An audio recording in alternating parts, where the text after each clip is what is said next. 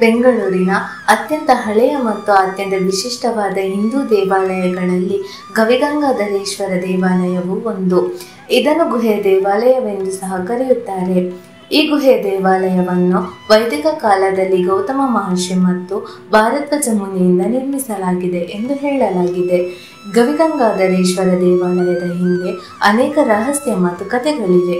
ಅದರಲ್ಲಿ ಒಂದು ರಹಸ್ಯವೇನೆಂದರೆ, ಪ್ರತಿ ಮಕರ ಸಂಕ್ರಾಂತಿಯದ್ದು ಪಥವನ್ನು ಬದಲಾಯಿಸುವ ಸೂರ್ಯ ಪರಮೇಶ್ವರನ ದರ್ಶನ ಮಾಡಿ ಉತ್ತರಾಯಣ ಪ್ರವೇಶ ಮಾಡುತ್ತಾನೆ.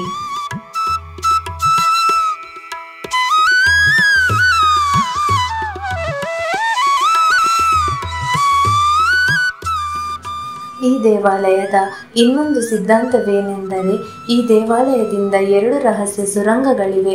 ಒಂದು ಸುರಂಗವು ದೇವಾಲಯದಿಂದ ಸುಮಾರು 60 ಕಿಲೋಮೀಟರ್ ದೂರದಲ್ಲಿರುವ ಶಿವಗಂಗೆ ದೇವಸ್ಥಾನಕ್ಕೆ ಮತ್ತು ಇನ್ನೊಂದು ಸುರಂಗ ಕಾಶಿ ಅಥವಾ ವಾರಣಾಸಿಗೆ ದಾರಿ ಮಾಡಿಕೊಡುತ್ತದೆ.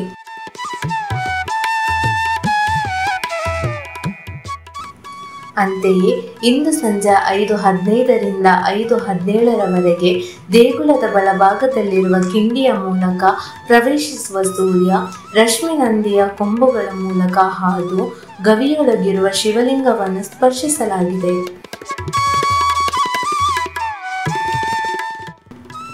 ಈ ದೇವಾಲಯದಲ್ಲಿ ಸೂರ್ಯ ಮತ್ತು ಚಂದ್ರನನ್ನು ಪ್ರತಿನಿಧಿಸುವ 2 ದೈತ್ಯ ಕಂಬಗಳಿವೆ.